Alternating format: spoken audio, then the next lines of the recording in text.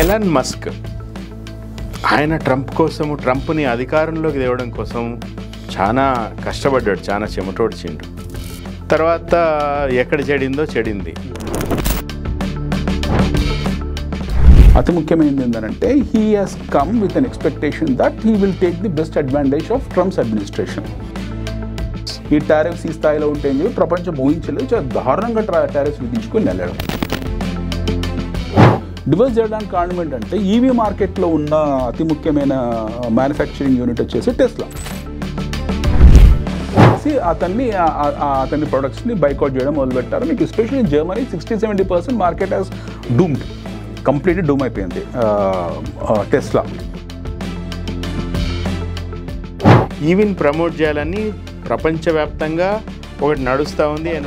ఎన్వైరన్మెంటలిస్టులు కానీ ప్రభుత్వాలు కానీ చేస్తూ ఉన్నారు. అలాంటప్పుడు why Trump has taken that route? Islamic organization countries ఏవైతే ఉన్నాయో వాళ్ళ మధ్యలో వాళ్ళ యూనిటీలు వాళ్ళు కొట్టుకు చేస్తున్నారు.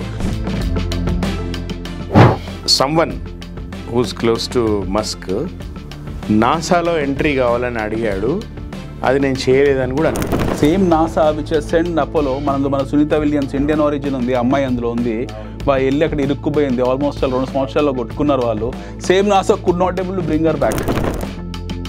తెలంగాణలో కూడా మస్తు పార్టీలు పెట్టిండ్రు, 2 జెండాలు పెట్టుకొని ఉద్యమం చేసిన ప్రతి ఒక్కరు పార్టీ పెట్టిండు. మన అత్తాపత్తాలు ఇవ్వకుండా ఎగిరిపోయిన వాళ్ళందరూ. ఎందుకంటే టర్కీ కొంచెం భాగం, ఇరాక్ కొంచెం భాగం, సిరియా కొంచెం భాగం, ఇరాక్ కొంచెం భాగం, ఈ 4 దేశాల నుంచి చిన్న ముక్కలు తీసేసి నేను కుర్దిస్తాన్ ఏర్పరుస్తా అని చెప్పేసి ట్రంప్ మొదటి దఫా అధ్యక్షుడు అయినప్పుడు ఆయన ప్రామిస్ చేసిండు. ఇవన్నీ క్రుసేడ్లు, జిహాద్లు అనబడే మత యుద్ధాలు అని అంటాం. కానీ ఇప్పుడు మీరు చూస్తే ఇరాన్కి ఇరాక్కి మధ్యలో జరిగింది మత యుద్ధం కాదు. హైమదీలు వచ్చేసి షియాలకు సపోర్ట్ చేసిండ్రు, సున్నీ వహాబీలు వచ్చేసి సున్నీలకు సపోర్ట్ చేసిండ్రు. వెస్ట్ ఏషియాలో ప్రశాంతంగా ఉంటే నష్టపోయేది వెస్ట్ ఏషియాలో ఉన్న అరబ్ దేశాలు, ఆయిల్ ప్రొడ్యూసింగ్ కంట్రీస్. వాళ్ళకి ఎప్పుడు యుద్ధం జరగాలి. ఇప్పుడు ఇజ్రాయెల్ చేస్తున్న ప్రతి దాడి అవుతుందో మీకు హౌతీ మీద ఏ బేస్ మీద జరుగుతుంది. ఆ టెరైన్లో ఇజ్రాయెల్ ఉండడం అనేది వీళ్ళకి అవసరం, సో దట్ మిగతా వాళ్ళ మీద వీళ్ళు కంట్రోల్ తీసుకోవాలి. అరబిక్ మాట్లాడే వాళ్ళందరూ కూడా తామే ఒరిజినల్ ముస్లింలు. వీళ్ళు ఏం మాట్లాడతారంటే ఉర్దూనా అదేం భాష అన్నాడు వీడు వెటకారంగా. ఇస్లాంని ఆచరించే వాళ్ళు అయితే నీకు అరబిక్ తెలిసి ఉండాలి అని అన్నాడు ఇతను. సో దాని మీద ఆర్గ్యుమెంట్ జరిగింది. బిన్ సల్మాన్ ఉన్నాడు. బిన్ సల్మాన్ ఆయన పక్కన పాకిస్తాన్ నవాజ్ షరీఫ్ వస్తే కూర్చొని దూరం ఉండను ఆయన అని చెప్పారు. ఇప్పుడు రీసెంట్ F-35 ఇస్తా అని చెప్పారు, మనం కూడా వద్దన్నాం వాటిని. అంత దిగజారిపోయిన దేశం ఏమి కాదు, యుద్ధాలు పెట్టేసి వాళ్ళకి ఆయుధాలు అమ్ముకునేంత దిగజారిపోయింది ఏమి కాదు. అమెరికా చాలా తయారు చేస్తుంది, ఒకటే యుద్ధ విమానాలు, బాంబులు, అణుబాంబులే కాదు. America manufactures plenty of things.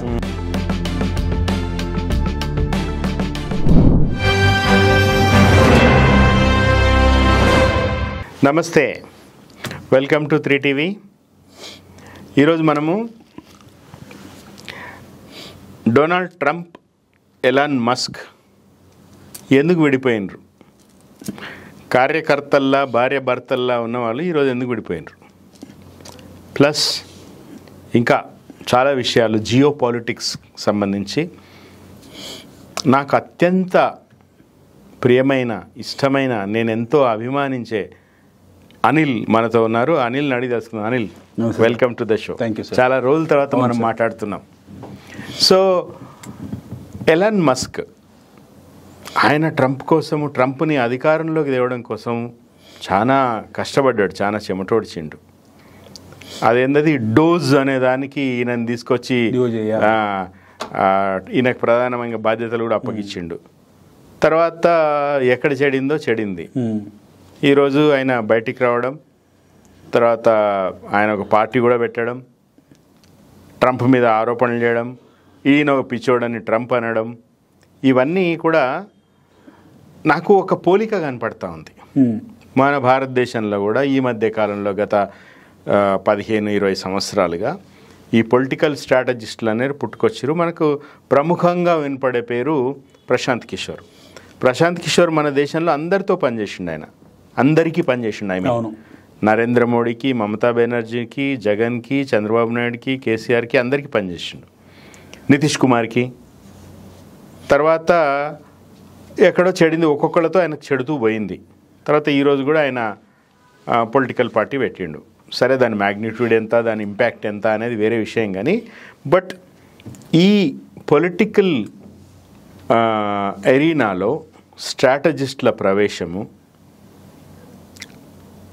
అది తీసుకొచ్చే ప్రభావము, ఓటర్ల మీద దాని ఇంపాక్టు, దాని తర్వాత కాలంలో జరిగే పరిణామాలు, ఇవి మనము ఎట్లా అర్థం చేసుకోవాలి? సార్, స్ట్రాటజిస్టులు ప్రజాస్వామ్యాన్ని స్క్రూఅప్ చేస్తున్నారా, లేకపోతే ఏమైనా సహాయం చేస్తున్నారా టు స్ట్రెంగ్తన్ డెమోక్రసీస్?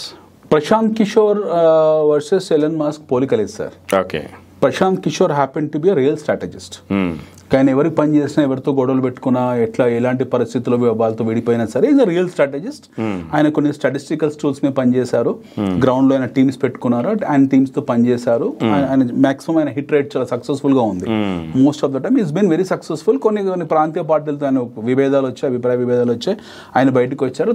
తర్వాత ఆయన టూల్ ఆయన ఎఫిషియెంట్ గా వాడుకొని, నేను పొలిటికల్ ఏరియాలోకి వెళ్దాము, ఎస్టాబ్లిష్ అవుదాం అనుకొని ఆయన ఒక పొలిటికల్ పార్టీ పెట్టుకున్నారు. ఆయన దాని థాట్ ప్రాసెస్ మనకు తెలియదు. Why Prashant Kishor has started his own political party అనేది mostly would have got breaks up with his research teams and all that. ఊరికి ఏదే పని చేసి మొనటోనియస్ ఉందని చెప్పేసి ఆయన బహుశా ఆయన పెట్టుకొని ఉండొచ్చు. బట్ వేరాజ్ ఎలన్ మాస్క్ వచ్చేప్పటికీ, Elon Musk is not a political strategist. Elon Musk there is a grip wide, there is a rumour. Okay, American free economy కాబట్టి, అమెరికాలో లాబీ కూడా లీగలైజ్ కాబట్టి మనం చాలా ఫ్రీగా మాట్లాడుకోవచ్చు. Sitting in Hyderabad, there is no harm talking, and we are free to discuss and dispose our thoughts. So nothing to worry about what we speak up now at this point in time. So it's pure speaking అని అనుకోండి. Elon Musk ఒక rumour, okay, ఒక Wall Street rumour. I'm talking from Wall Street perspective, మిగతా ఏవి ప్రామాణికంగా తీసుకోవట్లేదు. That he has generated AI tool working for Donald Trump. ఒక AI tool తయారు చేసి మైండ్ మ్యాపింగ్ చేశారు ప్రజలకు. లాస్ట్ 2 years నుంచి డొనాల్డ్ ట్రంప్కు అతను బ్యాక్గ్రౌండ్లో ఈ స్టార్టెడ్ అంటే మనకు ఈ సైక్రోమాట్రిక్ అనాలిసిస్, ఫర్ ఎగ్జాంపుల్ మనం ఫేస్బుక్ వాడుతూ ఉన్నాము, ఏదో టైప్ చేయగానే కొంతమంది మనం అట్రాక్ట్ అవుతూ, మనల్ని అట్రాక్ట్ చేయడానికి కొన్ని వస్తూ ఉంటాయి, that keep influencing us. Certain tools works very efficiently influencing our psyche. So similar pattern లో ఎలన్ మాస్క్ ఒక టూల్ తయారు చేసి ప్రజల మీదకి వదిలాడు. That was mapping the mind sets of Americans. At the same time Donald Trump ని ఒక alternative resource లాగా, ఒక ఆల్టర్నేటివ్ ఐకాన్ లాగా ఎస్టాబ్లిష్ చేయడంలో ఇతను హైలీ సక్సెస్ఫుల్. సో ఇది ఓపెన్ లాబీ. ఇది he has funded to him which is been open and it was acknowledged by the Trump party. So మన దగ్గర అలా మనం చెప్పుకోలేము, అదాని వచ్చి నేను ఫండింగ్ చేశానంటే చెప్పుకునే వెసులుబాటు మన దేశంలో లేదు. But whereas in America lobby is absolutely open, free economy కంప్లీట్గా. So is expressed. తర్వాత వాళ్ళ మధ్యలో డిసెంట్ ఎక్కడ ఏర్పడింది అనేదానికి, అది అచానక్ కంటం కదా, అనూహ్యంగా జరిగిన పరిణామం అది. There is a reason behind it. We need to understand the reason. Elon Musk రాజకీయాలకి ఇప్పుడు ప్రవేశించే ముందుకు, దానికన్నా ముందు జరిగిన పరిణామాలు కొన్ని ఉన్నాయి. అతి ముఖ్యమైనది ఏంటంటే, he has come with an expectation that he will take the best advantage of Trump's administration. దానికి డిపార్ట్మెంట్ ఆఫ్ గవర్నెన్స్ ఏదైతుందో, ఎఫిషియెంట్ డోజ్ ఏదైతుందో దానికి నా అధ్యక్షత వహించారు. Then started interfering in to FBI activities, CA activities. ఈ స్టార్టెడ్ వర్కింగ్ యాజ్ CEO. ఆయన already ఒక కంపెనీకి ఆయన హెడ్ కాబట్టి అదే లెవెల్లో పని చేసుకుంటూ పోయాడు. ఫర్ దట్ మ్యాటర్ వెన్ తులసి గబ్బట్ కూడా అవసరం లేదు, ఎవరేం రెస్పాండ్ అవసరం లేదని చెప్పి ఆమె స్టాఫ్ చెప్తుంది. So this are all what you call minuscule things that ఇందువల్ల ఆయన వెళ్ళిపోయాడు అని చెప్పడానికి minuscule reasons. But reason is not that. అది చిన్న చిన్న యాటిట్యూడల్ ఇష్యూస్ ఏవైతుంటే వాళ్ళు ఇన్హౌస్ నుంచి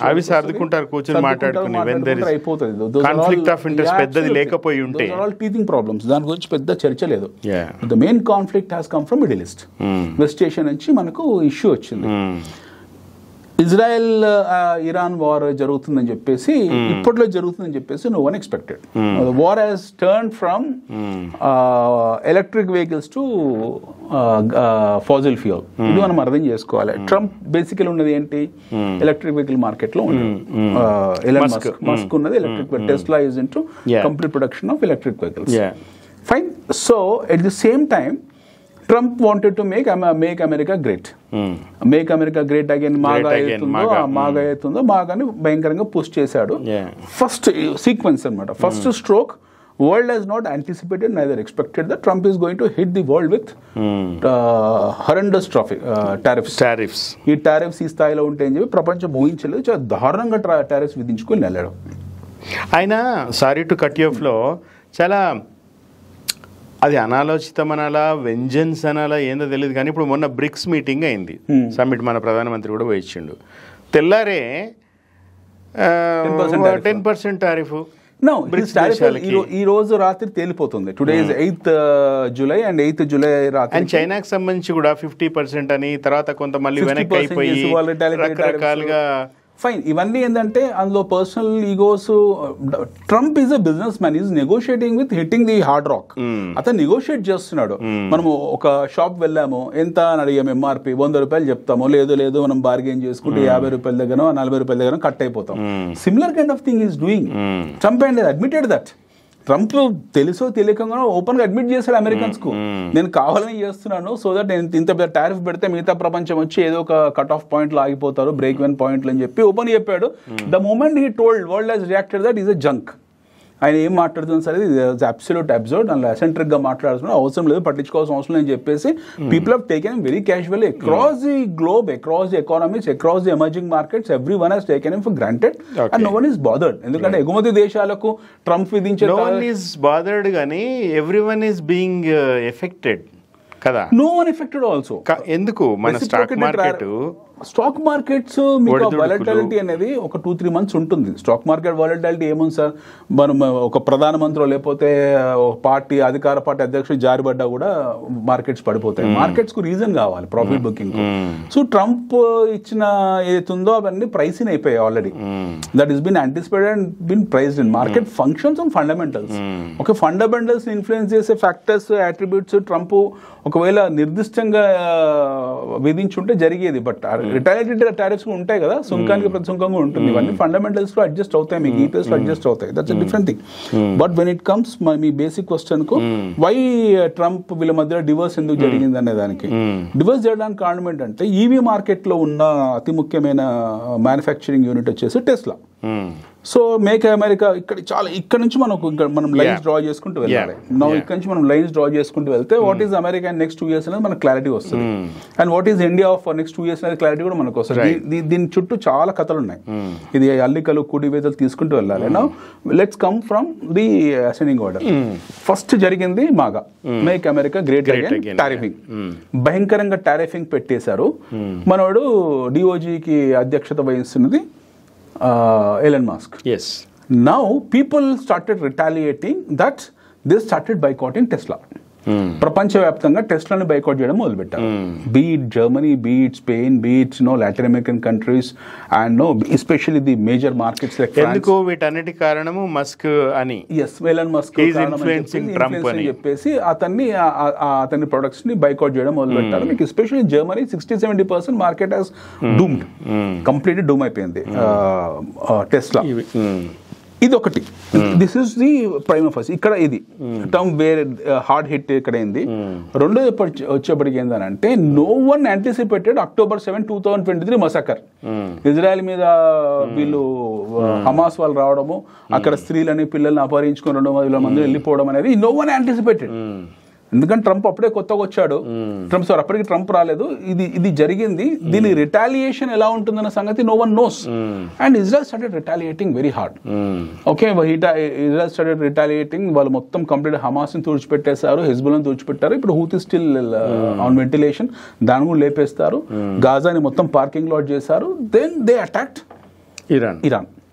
now the major problem is మీకు గల్ఫ్ ఆఫ్ పర్షియాలో ఎస్పెషల్లీ గల్ఫ్ ఆఫ్ పర్షియా కానివ్వండి అండ్ హార్మోజ్ స్ట్రైట్ కానివ్వండి, ఇవన్నీ కూడా చాలా క్రిటికల్ వెజిల్ ఫ్లో ఉండే బ్లాక్స్ ఇవి. సో దీని మీద మీకు ఇరాన్ ప్రాక్సీ, ఇరాన్ డైరెక్ట్ గా యుద్ధం చేస్తుంది. ట్రంప్ ఇక్కడ ఈ ఇష్యూ, ఇక్కడ Trump started negotiating with Qatar. ఖతార్లో బేస్ ఉంది. ట్రంప్ స్టార్టెడ్ నెగోషియేటింగ్ విత్ బహ్రెయిన్లో బేస్ ఉంది. Trump started renegotiating with Saudi Arabia, అక్కడ బేస్ ఉంది. Trump started Saudi is their ally కదా. Absolutely ally, but he also spoken to the what do you call informal meetings కొన్ని హౌతీస్తో యమన్లో, south యమన్లో అక్కడ కూడా కొన్ని జరిగాయి. And he interfered even in Ukraine and Russia war. He almost made Zelensky to keep quiet. అక్కడ వాళ్ళ funding కూడా ఆపడం ఇలాంటివి జరిగాయి. సో ఇవి జరుగుతున్నప్పుడు ఏం జరిగిందనంటే, now America has to focus more to keep the Gulf countries happy. Especially oil producing companies, OPEC countries ఏవైతే ఉన్నాయో, ఆయిల్ ప్రొడ్యూసింగ్ ఎకానమీస్ ఏవైతే ఉన్నాయో, ఒపెక్ దేశాలు అంటాం కదా, చమురు ఉత్పత్తి దేశాలని, వాళ్ళని సంతోషపరచాలి. ఎందుకంటే వాళ్ళ బేసెస్ ఉన్నాయి, అమెరికా బేసెస్ ఉన్నాయి. దెన్ హీ విజిటెడ్ ఖతార్ వెళ్ళారు, ఆయనకు బహుమతి ఇచ్చారు, బిరుదు ఇచ్చారు, అన్ని జరిగాయి. దెన్ ఆయనకు $400 మిలియన్ విమానం ఇచ్చారు, అది వేసుకుని వెళ్ళిపోయాడు అక్కడికి. He is focus on Elon Musk come down to minuscule, కంప్లీట్గా పడిపోయింది. ఎలన్ మాస్క్ మీద ఫోకస్ పడిపోయింది. Again started working on fossil fuels, drill America, drill Gulf drill అని స్టార్ట్ చేశాడు. ఇప్పుడు ట్రంప్ ఎలన్ మాస్క్ ఎక్స్పెక్టేషన్స్ ఏంటి? ట్రంప్ ఫోకస్ ఫాసిల్ ఫ్యూయల్ మీద ఉండదు, electric vehicle, alternative renewable energy మీద ఉంటుంది. నా మార్కెట్ నేను లాభపడతాను, ప్రపంచవ్యాప్తంగా టెస్లాని మొత్తం ఇండియా లాంటి దేశాలు తీసుకెళ్తాను అనే ఎక్స్పెక్టేషన్ని మీద ట్రంప్ నిలిపేయాల్సి వచ్చింది. అది అచేతనంగా, తెలియకుండా, ఆయన ఇంటెన్షన్ కూడా కాదు. బట్ ఇక్కడ జరుగుతున్న పరిణామాలు అట్లున్నాయి కాబట్టి he has to keep the Gulf countries happy. ప్రపంచవ్యాప్తంగా ఎలక్ట్రిక్ వెహికల్స్ని ఎంకరేజ్ చేయాలి. ఫాజిల్ ఫ్యూయల్స్ ఇప్పుడు కాకపోతే ఇంకో 50 ఏళ్ళకైనా కూడా అవి అయిపోతాయి. ప్లస్ ఎన్వైరన్మెంటలీ ఫ్రెండ్లీ కూడా కాబట్టి ఈవీని ప్రమోట్ చేయాలని ప్రపంచవ్యాప్తంగా ఒకటి నడుస్తూ ఉంది. ఎన్వైరన్మెంటలిస్టులు కానీ ప్రభుత్వాలు కానీ చేస్తూ ఉన్నారు. అలాంటప్పుడు why Trump has taken that route? Trump has taken that route because Trump has got a major problem from Iran. Iran nuclear base తయారు చేసుకుంది, న్యూక్లియర్ వెపన్స్ తయారు చేసుకుంది, న్యూక్లియర్ వారెట్స్ తయారు చేసుకుంది. ఇరాన్ మీద విపరీతమైన శాంక్షన్స్ అమెరికా పెట్టింది. అమెరికా మాట ఇరాన్ వినదు. ఇరాన్ ఎంతసేపు ఒక ఫండమెంటల్ రాడికల్ యుద్ధాలు చేస్తుంది ఇజ్రాయెల్ మీద, ఇజ్రాయెల్ టార్గెట్ చేసి పనిచేస్తుంది. మళ్ళీ అక్కడ వాళ్ళ ఉమ్మా అంటే especially the Islamic organization countries ఏవైతే ఉన్నాయో వాళ్ళ మధ్యలో వాళ్ళ యూనిటీ లేదు, వాళ్ళు కొట్టుకు చేస్తున్నారు. మీకు సిరియాలో ఆల్రెడీ ఒక రెవిలియన్ వచ్చింది. That's all the more reason to discourage fossil fuels కదా. ఇప్పుడు ఇరాన్ కానీ, ఓపెక్ కానీ, ఇస్లామిక్ దేశాలన్నింటినీ కూడా వాళ్ళని దెబ్బతీయాలంటే ఈవెన్ ప్రమోట్ చేయొచ్చు కదా. దెబ్బతీసే ఛాన్స్ ఉండదు ఇక్కడ. ఎందుకు దెబ్బతీసే ఛాన్స్ ఉండదు అంటే, ఎలక్ట్రిక్ వెహికల్ పూర్తి స్థాయిగా మీకు 100% ఎలక్ట్రిక్ వెహికల్ డిపెండెన్స్ అనేది ఇప్పట్లో జరగదు. It takes lot of time. Passenger vehicles జరగచ్చు కానీ మీకు కార్గోస్లో కానివ్వండి, లేకపోతే బల్క్ ట్రాన్స్పోర్టేషన్ కానివ్వండి, హెవీ కంటైనర్స్ ట్రాన్స్పోర్టేషన్ అవన్నిటికీ టైం పడుతుంది. It will not happen immediately. It will take 20 years 30 years. దాని దృష్టిలో పెట్టుకుని ఈరోజు సౌదీ తను చాలా మార్చుకుంటుంది. దుబాయ్ మనకు ఒక బాంబేలా తయారైపోయింది. You seen lot of Arabian countries especially the way they are changing the ecology. So దాని టైం పడుతుంది. బట్ ఇక్కడ మనకు సమస్య వచ్చేసి ఇరాన్ ఇస్ అ మేజర్ సమస్య.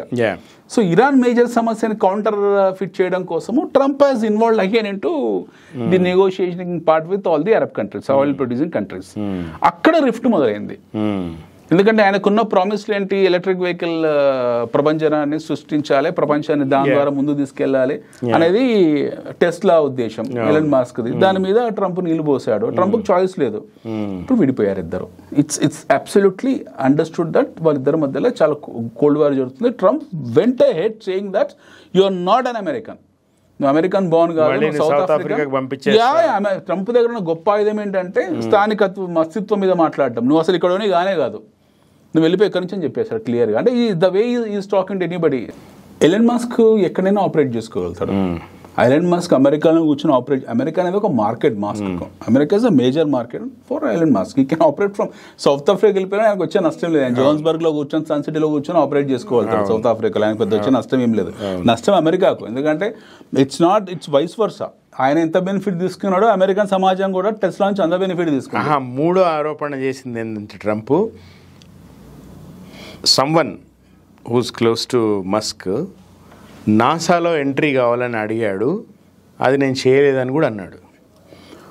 ఇవన్నీ గ్రేప్ వైన్. అట్లా ఆ విషయానికి వస్తే అపోలో కింది తీసుకురావడానికి మరి ట్రంపే కదా, స్పేస్ ఎక్సే కదా సాయం చేసింది.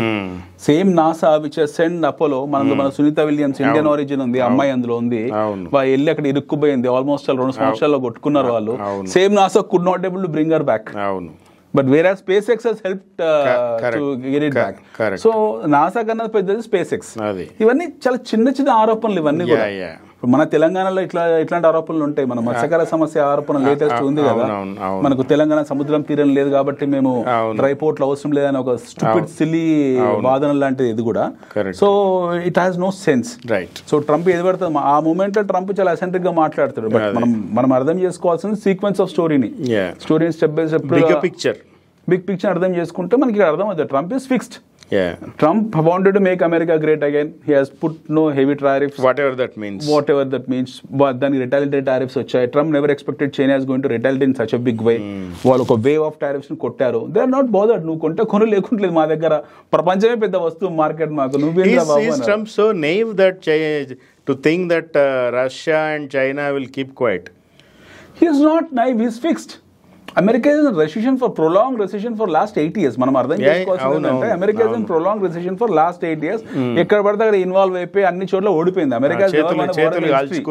వియత్నాం, కొరియా, అక్కడ నుంచి నిక్సన్ నుంచి మొదలు పెడితే he is a stunt master. మీకు ఇదివరకు నిక్సన్ ఉండేవాడు. Nixon is also stunt master.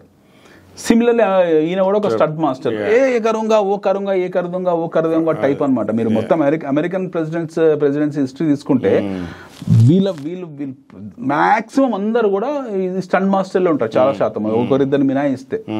కొంచెం హ్యారీ ట్రూమన్ మొదటి 2వ ప్రపంచ యుద్ధం దాన్ని క్లోజ్ చేసిన వ్యక్తి, ఆయన యూజర్, ఆయన కొంచెం కామ్గా ఉండేది. బట్ ఈ యూరోపియన్స్ ఎవరైతే ఉన్నారో, యూరోపియన్ సెటిలర్స్ ఎవరైతే ఉన్నారో, Trump is not an American. Trump is from Europe, is a European descendant. ఆయనకు అసలు ఇప్పుడు ఎలన్ మాస్క్ అనే ముందు ట్రంప్ తెలుసుకోవాలి. అట్లా అంటే హూ ఇస్ ఒరిజినల్ అమెరికన్? అమెరికాలో అసలు ఒరిజినల్ ఎవరు లేరు. Native American. అబోరిజినల్స్ ని పంపించేశారు. ఎప్పుడు వెళ్ళిపోయారు వాళ్ళు, ఎవ్వరు లేరు. అమెరికాలో ఉన్నదంతా కూడా మీకు there are 2 waves of shift జరిగింది. ఒకటి యూరోప్ నుంచి వచ్చింది. మొదటి వచ్చింది ఆంగ్లో సాక్సన్ టైంలో వచ్చింది 12th centuryలో. దాని తర్వాత 2వ వేవ్ ఫ్రెంచ్ నుంచి వచ్చింది, ఫ్రెంచ్ కాలనీస్. 3వది మనకు ఆలివ్ ఆయిల్ గాడ్ ఫాదర్ మూవీలో చూస్తాం. 3వది వచ్చింది ఇటాలియన్ నుంచి, ఆ ఇటాలియన్ రూట్ నుంచి వచ్చారు అందరు కూడా. అంత రోమా అమెరికన్ సెంటర్ వాళ్ళని. సో మన తెలుగు బ్రహ్మీన్స్ ఎవరైతున్నారు పక్కన పెట్టేయండి. ఇప్పుడు బేసిక్ 90% అమెరికన్స్ ఎవరైతున్నారు, యూరోపియన్స్ ఉన్నారు, వాళ్ళందరూ వచ్చారు. వాళ్ళు పని చేసి ఫ్రీ, వాళ్ళు చేత కాదు ఎవడో పని చేయాలి కాబట్టి ఆఫ్రికన్ తెచ్చుకున్నారు. ఈ ఏషియా ఆఫ్రికన్స్ వెళ్ళి వాళ్ళ బానిసలో పని చేసే వాళ్ళు. అప్పుడే వాళ్ళ మధ్యలో ఈ పెద్ద ఈ స్లేవరీ మీద ఉద్యమాలు జరిగాయి. ఆయన వచ్చాడు, అబ్రహం లింకన్ వచ్చాడు, అమెండ్మెంట్ చేశాడు. సో మనకు తెలిసిన స్టోరీ. దాని తర్వాత ఏమేమి జరిగాయో plenty of things have happen. సో ఇప్పుడు వెళ్తున్న వాళ్ళు లాస్ట్ 20-30 years వాళ్ళు Americans will not even consider them as Americans. వాడి గ్రీన్ కార్డ్ ఉన్నా, సిటిజన్షిప్ ఉన్నా కూడా కాదరా నాయన నువ్వు ఇక్కడ వచ్చిన సెటిలర్ అనే ట్రీట్ చేస్తాడు. Out side is out cider, though it is second generation, third generation, what ever it is. So similar. So ఇప్పుడు జరుగుతుంది ఏంటంటే, ఇప్పుడు ఈయన వచ్చేసి నువ్వు ఇక్కడ మా ప్రాంతీయ వ్యక్తివి కాదు, మావనివి కాదు అని అంటే, రేపు పొద్దున ఏదో రోజు ఎలన్ మాస్క్ అంటాడు, అసలు నువ్వేమిరా బాబు, మీ తాత ఎక్కడి నుంచి వచ్చిండు, ఆయన స్పెయిన్ నుంచి వచ్చిండు కదా, ఆయన వుడ్ కార్పెంటరే కదా, ఆయన కూడా కార్పెంటరీ పని చేసుకుంటాడు అని ఆయన కూడా అంటాడు ఏదో రోజు. సో ఇట్లా వీళ్ళు జాతి వైషమ్య కింద మారుతాయి ఇవన్నీ కూడా. సో ఆఫ్రికన్స్ తో అలా జరిగింది. ఎస్పెషల్లీ బరాక్ ఒబామాకి ఇవన్నీ బాగా ఫేస్ చేశారు. సో ఇష్యూ అంటే వీళ్ళకి అడ్వాంటేజ్ అంటే ఇద్దరు వైట్స్, కొంచెం రేషియల్ ఇది ఉండదు వీళ్ళిద్దరి మధ్య, ఉండదు. ఎందుకంటే సౌత్ ఆఫ్రికా వీళ్ళందరూ మళ్ళీ బ్రిటన్ డిసెండెంట్స్. మళ్ళీ పెద్ద కామెడీ ఏంటంటే, మళ్ళీ సౌత్ ఆఫ్రికాలో ఎవరుతున్నారో వీళ్ళందరూ బ్రిటన్ నుంచి వచ్చారు. మళ్ళీ చర్చ్ వచ్చిందని అంటే మీరు ఆయన అంటాడు, ఫ్రెంచ్ స్పెయిన్ మిమ్మల్ని మేము పాలించిన బ్రిటన్స్ అని, మళ్ళీ వీఆర్ బ్రిట్స్ అని అంటారు. This all will happen. వాళ్ళ మధ్యలో ఇలాంటి బాగా జరుగుతాయి. సో ఇప్పుడు now what is going to happen, ఆయన బ్లాక్ మెయిల్ చేస్తుండ, పార్టీ పెడతా అది పెడతా అని చెప్పి. అవన్నీ ఉత్తే మన దగ్గర కూడా చాలా పెట్టుకున్నారు. ఇట్లా తెలంగాణలో కూడా మస్తు మంది మస్తు పార్టీలు పెట్టిండ్రు. 2 జెండాలు పెట్టుకుని ఉద్యమం చేసిన ప్రతి ఒక్కరు పార్టీ పెట్టిన, మన అత్తా లేకుండా ఎగిరిపోయారు వాళ్ళందరూ. Similar kind of party, black mailing party ఇది. బట్ ట్రంప్ ఉండేది ఇంకా 2.5-3 సంవత్సరాలు, ఇంకా 2 ఏళ్ళు ఉండగానే మన ఎలక్షన్ విజిబుల్ వస్తుంది. ఆయన హడావిడిలో ఆయన ఉంటాడు. ఈ 2 ఏళ్ళు ఇట్లా టైం పాస్ చేసుకుంటారు వీళ్ళ మధ్యలో వాళ్ళ మధ్యలో 2 years టైం పాస్ జరుగుతుంది. తర్వాత వచ్చే కొత్త ప్రెసిడెంట్ ని మళ్ళీ లాబీ చేసి పట్టుకుంటారు. మళ్ళీ that will continue. Mean while in this 2 years by what you call, by all virtue, if all this nonsense which is there in West Asia gets subsided జరిగితే మీకు మళ్ళీ వాళ్ళ శాంతి పునరుద్ధరణ జరుగుతుంది. బస్ వెస్ట్ ఏషియాలో పీస్ అనేది మిగతా అరబ్ దేశాలు తీసుకొస్తాయా అనేది question mark. We need to understand clear bilateral issues. West ఏషియాలో ప్రశాంతంగా ఉంటే నష్టపోయేది వెస్ట్ ఏషియాలో ఉన్న అరబ్ దేశాలు, ఆయిల్ ప్రొడ్యూసింగ్ కంట్రీస్. వాళ్ళకి ఎప్పుడు యుద్ధం జరగాలి. We need to understand that. వాళ్ళకి ఎప్పుడు యుద్ధం జరగాలి. వాళ్ళకు శాంతి, ఒకవేళ ఇరాన్ కానీ ఇజ్రాయెల్ కానీ ప్రశాంతంగా ఉందనంటే ఎలక్ట్రిక్ వెహికల్ విప్లవం మళ్ళీ వస్తుంది. మళ్ళీ ఎలక్ట్రిక్ వెహికల్ విప్లవం వచ్చింది యూరోప్లో, అమెరికాలో అని అంటే వీళ్ళ ఫాజిల్ ఫ్యూయల్ ఎక్స్ట్రాక్షన్ ఏవైతే ఉన్నాయో అవి ఆగిపోతాయి, తగ్గిపోతాయి. Daily $1 billion what you call almost చాలా హెవీ హెమంగస్ ఎక్స్కవేషన్ జరుగుతుంది అక్కడ. సో అది ఆగుతుంది మీకు. అది ఆగిందంటే మళ్ళీ మీకు $30 $30 $40 పడిపోతుంది. సో వాళ్ళ హెడ్విండ్స్ ఏవైతే ఉన్నాయో అవి వాళ్ళు తట్టుకోలేరు. వాటిని వాళ్ళకి ఉండే ఖర్చులు వాటిని వీటిని వాళ్ళు తట్టుకోలేరు. సో వాళ్ళకు కూడా అశాంతి కావాలి. వెస్ట్ ఏషియా ఇప్పుడు 3000 సంవత్సరాల నుంచి బర్న్ అవుతూనే ఉంది. ఏదో ఒక ఇష్యూలో అదొక కర్సన్ అన్నది. అదొక పెద్ద శాపం భూమండలానికి. ఈ రోజు నుంచి కాదు, 3000 సంవత్సరాల నుంచి మండుతూనే ఉంది west Asia, especially middle east. So అక్కడ ఎంత ఆయిల్ అనేది కనుగొన్నారు కాబట్టి వాళ్ళు ఈ మాత్రం లేకుంటే వాళ్ళు కచ్చాగోజినే బ్యాచ్ అది. ఇప్పుడున్న పరిస్థితి ఏంటంటే, ఇప్పుడు ఇరాన్ది ఒకవేళ సర్దుమగిపోయింది, దాని తర్వాత కుర్దిస్తాన్ వస్తుంది. నెక్స్ట్ రెడీ ఉంది ఇంకో ప్రోగ్రామ్. ఇరాన్ ఇష్యూ సబ్సైడ్ అయిపోయిన గంట తర్వాత మీకు కుర్దిస్తాన్ వస్తుంది, సపరేట్ కుర్దిస్తాన్. అప్పుడు టర్కీ ఇంటర్ఫేర్ అవుతుంది అందులోకి.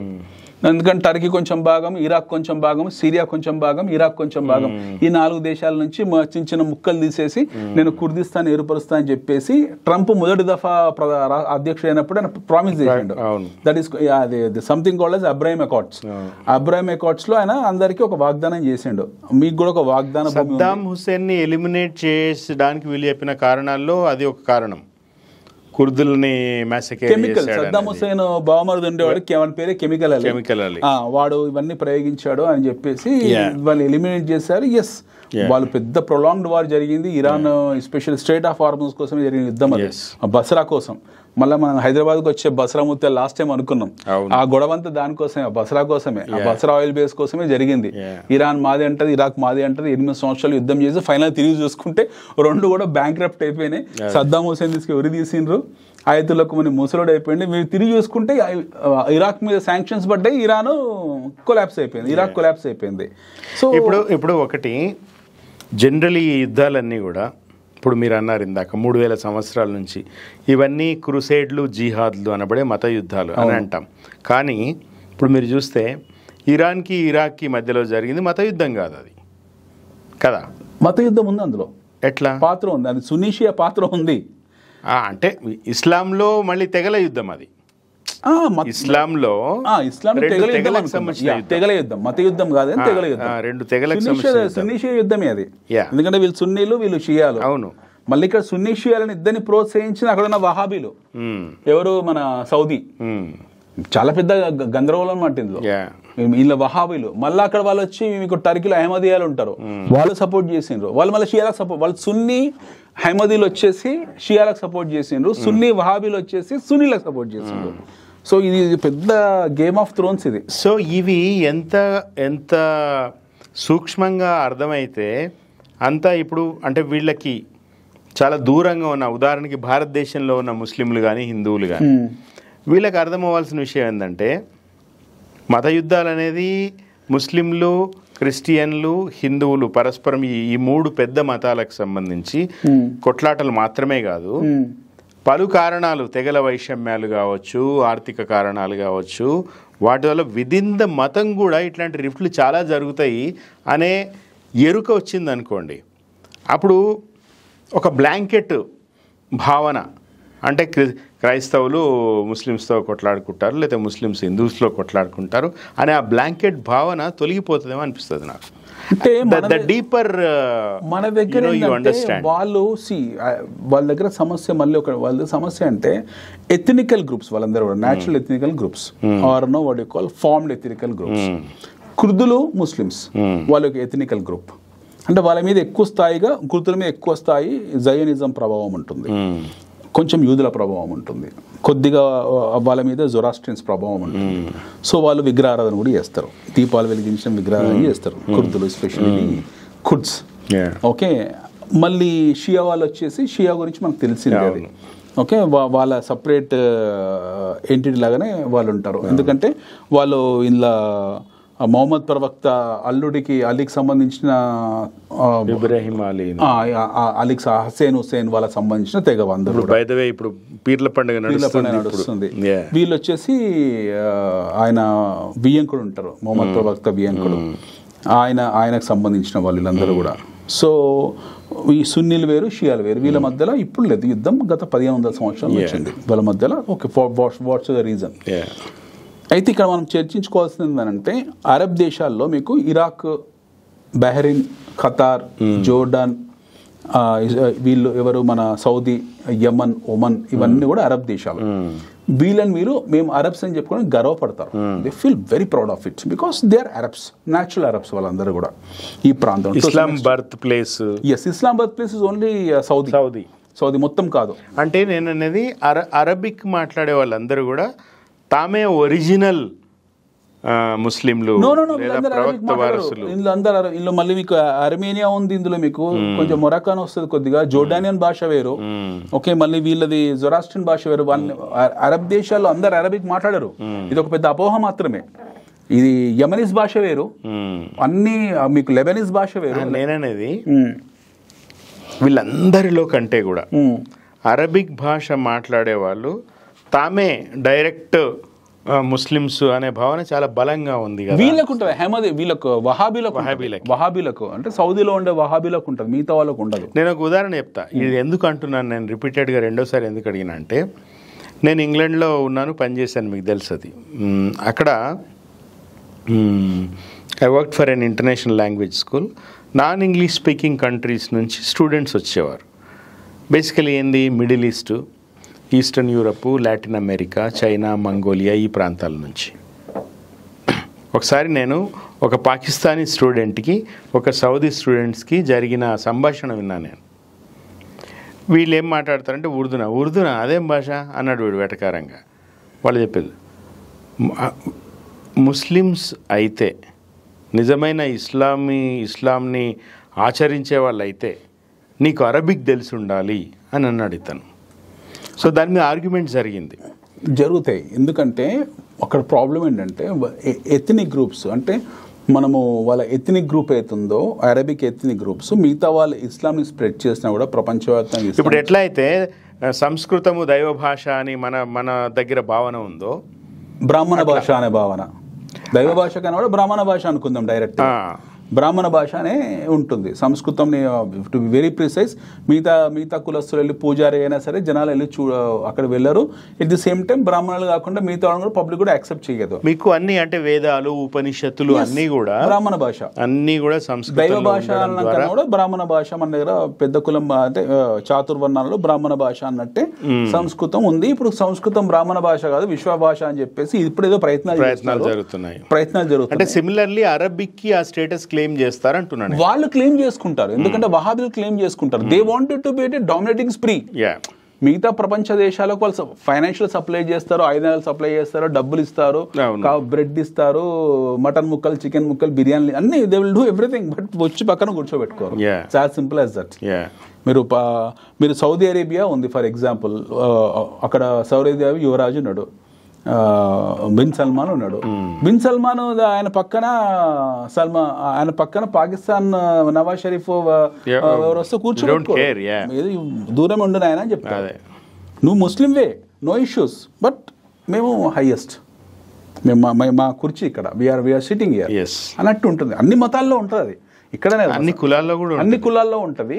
సో ఇప్పుడు గురు స్థానంలో మేము ఒకటే కులంలో కూడా, ఇప్పుడు రెడ్లల్లో, కమ్మోల్లో, నేను టెక్నికల్గా మాట్లాడుతున్నా, ఇదేమి కులాలకు సంబంధించిన ఇది కాదు. రెడ్లల్లో, కమ్మోల్లో అన్నలు కూడా ఆ స్ట్రాటా ఉంటుంది, మళ్ళా ఉంటుంది. అది ఆర్థికం. ఇది ఇదేంటంటే మా దగ్గరనే మతం మా దగ్గరే పుట్టింది, ప్రవక్త మా దగ్గరనే పుట్టినాడు కాబట్టి. ఎగ్జాక్ట్లీ. దానికన్నా ముఖ్యమైన విషయం ఏంటంటే వాళ్ళ దగ్గర ఆయిల్ పుట్టింది. వీటితో పాటు ఈ రెండింటితో పాటు ఒక 100 ఏళ్ల క్రితం ఆయిల్ పుట్టింది. అంతమందికి ఇష్యూస్ లేవు, ఆయిల్ వచ్చాక ఇష్యూస్ అన్ని వచ్చాయి. సో ఇవన్నీ ఆయిల్ మధ్యలో జరుగుతున్న గొడవలు. And to be very honest చాలా సెల్ఫిష్ వాళ్ళు. ఇప్పుడు అరబ్ దేశాలు ఎవరైతే ఉన్నారో వాళ్ళు ప్రజాస్వామ్యం ఏమి ఉండవు అని కుటుంబ పరిపాలనలు వాళ్ళు చాలా సెల్ఫిష్ వాళ్ళు. ఇప్పుడు పాలస్తీనాలో ఇన్ని దాదాపు 40 లక్షల మంది ప్రజలు, చిన్న పిల్లలు, వీళ్ళందరూ చాలా దుర్మార్గమైన దుర్భర పరిస్థితి అనుభవిస్తుంటే వీళ్ళని తీసుకోవాలి కదా ఎవరో ఒకరు. ఇప్పుడు పక్కనే సౌదీ అరేబియా ఉంది, అటు పక్కన మీకు ఇరాక్ ఉంది, అటు పక్కన ఇరాన్ ఉంది. ప్రజలను తీసుకోరు, ఆయుధాల వరకు పంపిస్తారు యుద్ధాలు చేయమని చెప్పి. How what kind of selfish, చాలా క్రూకెడ్ అనమాట వాళ్ళు. Humanity. Saudi is friends with America. Saudi is very ally, absolutely, even for that matter, even Israel also. ఇప్పుడు ఇజ్రాయెల్ చేస్తున్న ప్రతి దాడి ఏతుందో మీకు హౌతీ మీద ఏ బేస్ మీద జరుగుతాయి ఇవన్నీ క్లాసిఫైడ్ గా మనం మాట్లాడడానికి ఉండవు, ఎందుకంటే దేనికి ప్రూఫ్ ఉండదు. కానీ బట్ అదర్వైజ్ నో డి కాల్ అంత ధైర్యంగా ఇజ్రాయెల్ దాడి చేయలేదు కదా. చుట్టూ 6-7 దేశాలు ఇంపాసిబుల్, అది పాసిబుల్ కాదు. ఆ టెరైన్ లో ఇజ్రాయెల్ ఉండడం అనేది వీళ్ళకి అవసరం, సో దట్ మిగతా వాళ్ళ మీద వీళ్ళు కంట్రోల్ తీసుకోవాలి. Saudi is not in picture. సౌదీతో పాటు మీకు చాలా ఉన్నాయి, యునైటెడ్ అరబ్ ఎమిరేట్స్ ఉన్నాయి, బహ్రెయిన్ ఉంది, ఖతార్ ఉంది, ఇవన్నీ కూడా చాలా బలమైన దేశాలు. కింద ఒమాన్ ఉంది, అది యమన్ ఉంది, ఫర్ దట్ మ్యాటర్ పైన జోర్డాన్ ఉంది, సిరియా ఉంది. దీని అందరికన్నా పెద్ద హెడ్ఏక్ ఇంకోటి ఉంది తుర్కీయే. ఆ పేరే మార్చుకుంది తుర్కీ, ఎర్దుగాన్, వాడొక పెద్ద సమస్య. ఈ సమస్యలో ఏ పైసకు పనికిరాని పాకిస్తాన్ కూడా ఉంది, for that matter. Okay, Pakistan also involved in to this nonsense. General జియావులాకి ఇప్పుడు కాదు, పాలస్తీనియన్స్ మీద మెర్సనరీ ఆర్మీని 40 ఏళ్ల క్రితం పంపించాడు. అంత దుర్మార్గుడు వాడు. General Zia ul Haq has sent his mercenary army to massacre Palestinians some 40 years back supporting Israelis. So ఈ గేమ్ అంతా ఎలా అంటే చూడ్డానికి అంతా భావజాలం కనపడుతుంది. మీరు ఒక్కొక్కటి ఉల్లిపొర విప్పినా కొద్దీ మీకు అసలు రంగులు బయటకు వస్తూ ఉంటాయి. చమురు భావిజాలం. సో ఇప్పుడు ఎగ్జాక్ట్లీ అదే జరుగుతుంది. Now what is happening is West Asia should not be in rest. West ఏషియాలో ప్రశాంతత ఉంటే ఆయిల్ ప్రొడ్యూసింగ్ దేశాలకు ఇబ్బంది. అవును, ఆయిల్ ప్రొడ్యూసింగ్ దేశాలు అంటే ప్రజలు కాదు, మళ్ళీ జనాలు అర్థం చేసుకోవాలి. అది ప్రజాస్వామ్యం కాదు. భారతదేశం లాగా భారతదేశంలో ఉన్న వాక్ స్వాతంత్రము, లేకపోతే ప్రధానమంత్రి మోదీని తిట్టడం, ఇట్లాంటి స్వేచ్ఛా స్వాతంత్రాలు ఏమి ఉండవు. మొహమ్మద్ బిన్ సల్మాన్ తిడితే తెల్లారు ఉరిదిస్తారు, లేకుంటే గొంతు కత్తిరిచ్చేస్తారు అక్కడ సౌదీలో. అలాంటి స్వేచ్ఛలు ఏముండవు. ఇండియాలో ఉండాలి ఆ స్వేచ్ఛలన్నీ కూడా. మీరు దుబాయ్ వెళ్ళి ఇష్టం పని చేస్తుంటే మొన్న పాకిస్తాన్ 6,000 మందిని ఫ్లైట్ కాదు ఒక జహాజ్ లో అందులో పడవలేడు బయటికి పోయి పోండ్రా ఇక్కడ చావండి మీరని. వాళ్ళు they stop no importing Pakistani labour. So మీకు అవన్నీ కుటుంబ వ్యవస్థలు. ఆ కుటుంబ వ్యవస్థలు వాడిలో చక్కబెట్టుకునే ప్రక్రియలో వాడికి ఏం ఫీలింగ్స్ ఉండవు, ఏ ఎమోషన్స్ ఉండవు. ప్రజలకి ఇవ్వాలని సెకండరీ. బహ్రెయిన్లో అన్ని ఫ్రీ ఇస్తారు, ఖతార్లో అన్ని ఫ్రీ ఇస్తారు. తినండి, తాగండి, ఎంజాయ్ చేయండి. అంత తప్పిస్తే మీరు మా కుటుంబం జోలికి రావద్దు, వేరే వాళ్ళు రావద్దు. మా దేశంలో కూడా మీరు పని చేసిన రోజులు చేయండి, తర్వాత అవసరం లేదు. You can't live here, you can't settle here. Absolutely. You can't buy land here. Absolutely. మీరు చూడండి, మొన్న రాత్రి ఏం జరిగింది. వాడు దాడి చేశాడు, ఇరాన్ దాడి చేసింది ఖతార్ మీద. గంటల సెటిల్ అయిపోయింది మ్యాటర్. 1 hourలో మ్యాటర్. మళ్ళీ దాడి చేయలేదు, ప్రతి దాడి చేయలేదు. They have not retaliated. Qatar retaliate చేసింది, మళ్ళీ దాని తర్వాత ఇరానియన్స్ రిటాలియేట్ చేయలేకపోయారు. ఎందుకంటే వాళ్ళకి ఫోన్ పోయింది యూఎస్ నుంచి, నువ్వు కనుక ఖతార్ మీద ఆయిల్ బేస్ మీద నువ్వు మళ్ళీ బాంబు వేస్తే మేము డైరెక్ట్ న్యూక్లియర్ వార్ వేస్తాం మీ మీద, తైరాన్ మీద అని చెప్పేసి ట్రంప్ ఫోన్ చేసి చెప్పిండు ఇరాన్కు. భయపడ్డారు వాళ్ళు. ఎందుకంటే అమెరికా వాళ్ళు స్టెల్త్ బాంబర్స్ వచ్చి కొట్టింది, ఆల్రెడీ నష్టనాభూతి అయిపోయింది. అక్కడ ఉన్నాయన్నీ కూడా ఆ ఇస్తఫాన్, ఫర్ద్ ఇవన్నీ ఎగిరిపోయినాయి కదా వాళ్ళ న్యూక్లియర్ బంకర్స్ అన్ని కూడా. ఇక మిగిలిన ఏమీ లేవు. సో వీళ్ళు బాంబు అని తయారని మేము లేపుతాం రా బాబు అని చెప్పే వరకు దే స్టాప్డ్ ఇట్. సో మీకు వెస్ట్ ఏషియా మొత్తం కూడా ఎప్పుడు ఏదో ఒక తలకాయ నొప్పి స్టార్ట్ అది రగులుతూ ఉండాలి. అది రగులుతాయి. అది అమెరికాకు కూడా అదే అవసరము. అండ్ ఆయిల్ రిచ్ కంట్రీస్ కూడా. ఆయిల్ రిచ్ కంట్రీస్ అమెరికా ఏం రగిల్చలేదు, వీళ్ళే రగల్చుకున్నారు. అమెరికా ఏం రగల్చలేదు. ఇప్పుడు Russia. Then why America interferes in every conflict? Why America interferes ante? There are 2 reasons. One is America is doing trade and commerce with all these people. Well, allies. Exactly. That includes armory, యుద్ధ విమానాలు, ఆయుధాలు. మనం అందరం అనుకుంటాం America ఆయుధాలు అమ్ముకుంటే యుద్ధం రగిల్చి ఆయుధాలు ఎంత ఉంటుంది అమెరికన్ ఆయుధాల ఎక్స్పోర్ట్స్. మనం అర్థం చేసుకోవాలి what is the size of ఇది. చాలా ఇవన్నీ కమ్యూనిస్టులు గమ్మత్ మాట్లాడతారు, అమెరికా యుద్ధాలు పెట్టి ఆయుధాలు పంపిస్తుంది అవన్నీ చాలా silly words. America last more than $2 trillion in Afghanistan. ఆఫ్ఘనిస్తాన్లో $2 trillion పోగొట్టుకుంది అమెరికా. చివరికి వదిలేసి వెళ్ళిపోయిన అక్కడి నుంచి తాలిబాన్స్కి. ఎందుకు? వాళ్ళ మీద యుద్ధం చేయడానికి. ఎవరి కోసం చేసుకున్నారు? There was a reason for them. పక్కన రష్యా ఉంది, రష్యాకి వీళ్ళు ఆర్మీ బేస్ కావద్దని చెప్పి చేసుకుంటూ పోయింది అది. So it is not always that America want to do a army trade. And ఇంకోటి ఏంటంటే అమెరికా అంత అన్ని అడ్వాన్స్ వెపనరీ సేమ్ ట్రేడ్ పంపదు. రీసెంట్ F-35 ఇస్తా అని చెప్పారు, మనం కూడా వద్దన్నాం వాటిని. అంత దిగజారిపోయిన దేశం ఏమి కాదు, యుద్ధాలు పెట్టేసి వాళ్ళకి ఆయుధాలు అమ్ముకుని అంత దిగజారిపోయింది ఏమి కాదు. అమెరికా చాలా తయారు చేస్తుంది, ఒకటే యుద్ధ విమానాలు, బాంబులు, అణుబాంబులే కాదు. America manufactures plenty of things and it's hub of intellectuals కదా. ప్రపంచవ్యాప్తంగా ఇండియన్స్ అందరూ అక్కడనే ఉంటారు. ఫ్రీడమ్ ఆఫ్ స్పీచ్ ఉంది, ఫ్రీడమ్ ఆఫ్ లివింగ్ ఉంది, ఎన్నో ఉన్నాయి. America is a great nation, అలా అనుమానం కూడా లేదు. It's wonderful nation. సో వాళ్ళు ఎందుకో ఇంటర్ఫియర్ అవుతారు మిగతా వాళ్ళ విషయాలు అంటే, మిగతా వాళ్ళతో వాళ్ళకి ట్రేడ్ అండ్ కామర్స్ అవుతుంది. ఇప్పుడు ఫర్ ఎగ్జాంపుల్ తైవాన్ ఉంది, ఇప్పుడు రేపు పొద్దున సెమీకండక్టర్స్ ఇంకొక నెల రోజులు అంతే, ఎక్కువ టైం లేదు దానికి. ఈ జింపింగ్ స్టోరీ అయిపోతుంది ఈ నెల వరకు. జూలై ఎండింగ్ జింపింగ్ పోయిందా మొదలైపోయింది అక్కడ, మనకు తెలిసిపోతుంది. 1 month తెలిసిపోతుంది, ఎందుకంటే మనం అత్తాపత్తా లేదు, చాలా లేనిది. ఈ నెల రోజుల్లో జింపింగ్ చాప్టర్ క్లోజ్ అయిపోతుంది. దాని తర్వాత నెక్స్ట్ మీకు Taiwan will be big threat. అప్పుడు మనం ఇంటర్ఫేర్ అవుతాం, ఎందుకంటే తైవాన్ తో మనకు ఆ బ్లాక్ తో మనకు చాలా క్రిటికల్ బ్లాక్ అది. ఫార్మోజా బ్లాక్ అవుతుందో, స్ట్రైట్ ఆఫ్ హార్మోజ్ ఎంత డేంజరస్ బ్లాక్, స్ట్రైట్ ఆఫ్ ఫార్మోజా అవుతుందో మనకు జపాన్, కొరియా అండ్ తైవాన్ మధ్యలో అక్కడ చైనా వీళ్ళతో మనకు చాలా క్రిటికల్ బ్లాక్ అనమాట. ఎందుకంటే there is something called as Strait of Malacca. Strait of Malacca నుంచి 70% world trade and commerce trade అవుతుంది మీకు. బిజినెస్ అక్కడి నుంచి పోతుంది. దాని మీద చైనా పట్టు తీసుకోవాలని ఇప్పటి నుంచి ట్రై చేస్తుంది. ఇది ఒకటి ఇష్యూ. హార్మోస్ కన్నా కూడా డేంజరస్ ప్లేస్ ఇది. దీనికన్నా dangerous place Formosa, which is there near Pacific bay, అంటే మనకు తైవాన్ బేలో ఉంది అది. స్ట్రైట్ ఆఫ్ చైనా చెప్పుకుంటారు, ఫార్మోజా అని వీళ్ళు చెప్పుకుంటారు, గల్ఫ్ ఆఫ్ జపాన్ అని వాళ్ళు చెప్పుకుంటారు. పక్కనే రష్యా ఉంది. మీరు చూడండి అక్కడ ఆ బ్లాక్ ఎట్లుందో, చైనా పక్కన సౌత్ కొరియా. ఒక్క నిమిషం, సారీ టు స్టాప్ యూ. మనం ఏం చేద్దామంటే, ఇప్పుడు మేజర్ ప్లేయర్స్ ఎవరైతే ఉన్నారో, మిలిటరీ శక్తులు, ఆర్థిక పరమైన వాళ్ళు, అమెరికా, చైనా, రష్యా, ఈ 3 దేశాలు వాటి మధ్య జరిగే wars and cold wars and its impact on rest of the world and particularly so with India. ఇది మనం సెపరేట్గా మాట్లాడదాం. మనము నెక్స్ట్ ఎపిసోడ్లో అది మాట్లాడదాం. Will come back to where we stopped regarding Elon Musk and Trump. So ఒకటి, ఈ ఈవీని ప్రమోట్ చేయకుండా అన్ని రకాలుగా కట్టడి చేశాడు అనే దగ్గర మనం ఆగినాం ఇందాక. అవును. So what else has triggered and what will happen next between Trump and Elon Musk? ఎప్పుడు దాని ఇంపాక్ట్ మన మీద, భారతదేశం మీద ఏమీ ఉండదు. Nullified impact, zero impact. Okay. Trump mask ఒక వ్యాపారవేత్త, ఆయన బిజినెస్ కోసం ఆయన కష్టపడుతున్నాడు. ఆయన బిజినెస్ బాగుపడాలని చెప్పేసి ఫండింగ్ చేశాడు. మేక్ అమెరికా గ్రేట్ అనేది ఈయన నినాదం. We need to understand, Trump is president of America, not president of Tesla. President of టెస్లానో లేకపోతే CEO ఆఫ్ టెస్లా కాదు ఆయన, president of America, for that matter president of the world ఆయన, not just United States. So ఆయన challenges చాలా ఉన్నాయి ఆయనకు, ఈయన కాదు కదా ముఖ్యము. The problem is people think that president of America Donald Trump is working for Tesla. Is not working for Tesla, is working that's what Musk thought. So Musk thought the entire lobby, entire in this whole game, in this whole saga, I am going to get benefit. But Musk కాదు, ప్రపంచంలో ఎవరు అంచనా వేయలేదు ఇక్కడ ఏం జరుగుతున్నాయో పరిణామాలు. ఎందుకంటే జియో పాలిటిక్స్ అనేది ఒక చెస్ గేమ్ అది. ఎప్పుడు ఏ మూవ్ ఎక్కడి నుంచి ఎవరు వేస్తారో తెలియదు కదా, వాళ్ళని యాంటిసిపేట్ చేయలేము మనము. సో ఇది యాంటిసిపేట్ చేయలేదు, ఇజ్రాయెల్ది ఇరాన్ది యాంటిసిపేట్ చేయలేదు. ఫాజిల్ ఫ్యూయల్ నేషన్స్ ఇన్వాల్వ్ అవుతాయి, అందులో అంత తీవ్రంగా ఇన్వాల్వ్ అవుతాయని ఎవరు అనుకోలేదు.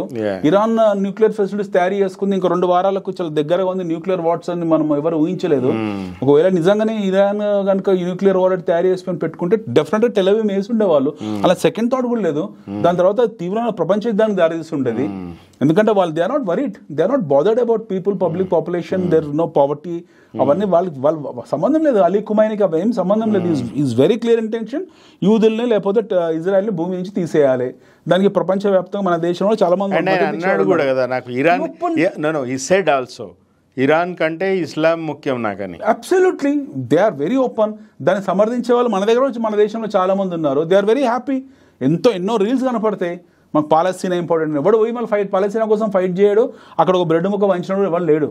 But the issue is people mind set అట్లా ఏడ్చింది. Ali Khamenei is thinking like that. So ఆయన దగ్గర అణుబాంబు వచ్చిందని అంటే ఇజ్రాయెల్ మ్యాప్లో ఉండదు. So definitely they have to save. ఎందుకంటే ఇజ్రాయెల్ రేపు పొద్దున థ్రెటన్ ఏంటంటే ఇజ్రాయెల్ పక్కన జోర్డాన్, సిరియా, కింద సౌదీ ఇవన్నీ ఉన్నాయి. ప్రపంచ యుద్ధాన్ని దారితీసి రేపు పొద్దున ఆయిల్ వార్ ఏందనుకోండి, ఎవరైనా వచ్చి న్యూక్లియర్ వారెట్స్ అమెరికా వేసినా, రష్యా వేసినా, చైనా వేసినా, 4 బాబులు అంటుకున్నా సరే ఈ దేశాలు ఫినిష్ కదా. Saudi is finished, Bahrain is finished, Qatar is finished. So వీళ్ళని రక్షించుకోవడం కోసం they have to support America. అలే కింద ఉండాల్సిందే అది. So the major problem has started from Iran. Iran ఫండమెంటల్గా ఇంకా ఉంది, ఇంకా మధ్యయుగంలోనే ఇంకా 6వ శతాబ్దం 7వ శతాబ్దం మైండ్ సెట్లోనే వాళ్ళు ఆలోచిస్తున్నారు. ఇప్పటికి కూడా అలీ ఖుమైనీ ఆయన గాడిద మీద కూర్చొని తీర్థయాత్రలో పోయిన ఫీలింగ్లోనే ఉన్నాడు. ప్రపంచం అట్లా లేదు, ప్రపంచం మారింది. World has moved much forward then his IQ levels. అది కుదరదు, ప్రపంచం యాక్సెప్ట్ చేయదు. నేను ఇట్లా ఉంటా అంటే కుదరదు అట్లా. ఎందుకంటే నీ పక్కన మేము కూడా ఉన్నాం, నువ్వు నా మీద దాడి చేస్తుంటే ఒప్పుకోం మేము. Why will keep quiet. Pakistan వచ్చి మన దగ్గర వాళ్ళు పహల్గామ్లో దాడి చేస్తారు, ఊరుకున్నామా? తెల్లారి మొత్తం ధ్వంసం చేసి చిత్తు చేసి మనం ఇంక 20,000 కోలుకోకుండా వేసాం మనం. నువ్వు నా మీద బ్లేడ్ వేస్తా, నా మీద కొడతా, మీద కత్తేస్తా అంటే ఊరుకోం మేము, అనుభవంలో వేస్తాం. So this is how world is thinking today. వాడు అందుకే ఇజ్రాయెల్ అటాక్ చేసింది. వాళ్ళ బతికే బతుకుతున్నారు. నువ్వు ఎందుకు వాళ్ళ జోలికి వెళ్తావు? వాళ్ళని యూదుల్ని చంపేస్తా, వాళ్ళ భూమిని ధ్వంసం చేస్తా, వాళ్ళ జాతిని నిర్వీర్యం చేస్తాను. 4,000-5,000 సంవత్సరాల చరిత్ర వాళ్ళది. నువ్వు నిన్న మొన్న వచ్చినోడివి 5,000 సంవత్సరాల సాంస్కృతిక పరంపర ఉన్నని పట్టుకుని నాశనం చేస్తా అంటే ఎక్కడ? 70% వరల్డ్ బిలాంగ్స్ టు జ్యూస్. 70% ప్రపంచం వాళ్ళ చేతిలో ఉంది. ఆఫ్టర్ ఆల్ ఆయిల్ ఇది. వాడు ఆఫ్టర్ ఆల్ ఆయిల్ ఇది. The entire world equity and capital markets is been bloody run by Jews. ఇది ఆఫ్టర్ ఆల్ ఆయిల్. వాడు పొద్దున ఆయిల్ మార్కెట్ ని షార్ట్ సేల్ చేసుకుంటూ కూర్చుందంటే ఒక $2-3 ట్రిలియన్ పెట్టి కొట్టాడంటే వీళ్ళందరూ రోడ్డు మీకు వచ్చేస్తారు. This guys will be finished. You have big companies like BlackRock, which is in the hands of Jews. Entire Facebook belongs to Jews. వాళ్ళ లాబీ తయారు చేస్తుంది ఫేస్బుక్. అది మార్క్ జుకర్బర్గ్ తయారు చేస్తారు. ఏమన్నా మీరు తయారు చేస్తే అంత పెద్ద ఫండింగ్ వాళ్ళు చేయగలిగారు. మన దగ్గర పిల్లలు లేరా ఇండియాలో? There are plenty of engineers in India who can create such kind of platform, but who is going to fund them? The problem is మనం ఫండ్ చేసే మనకు ఆర్థిక స్తోమత ఎక్కడుంది? జుకర్బర్గ్ అది తయారు చేశారు కాబట్టి వాడికి ఆ టైంలో ఒక ఆల్మోస్ట్ $30-40 million ఇచ్చి లిఫ్ట్ ఇచ్చి లేపి ఆ ప్లాట్ఫామ్ తయారు చేయించుకోగలిగారు. వాళ్ళ కోసం వాళ్ళు వాడుకుంటున్నారు. ప్రపంచం మొత్తంలో ఎవరి మైండ్ సెట్ ఎలా ఉంది, ఎవరేం ఆలోచిస్తున్నారు, ఎవరేం రాస్తున్నారు అనేది వాళ్ళ బిగ్ డేటాలో ఉన్న అనలిటిక్స్ అన్ని ఆ టూల్స్ ఎప్పటికప్పుడు మ్యాప్ చేసుకుంటూ వెళ్తూనే ఉంటుంది. That's a bloody intelligence.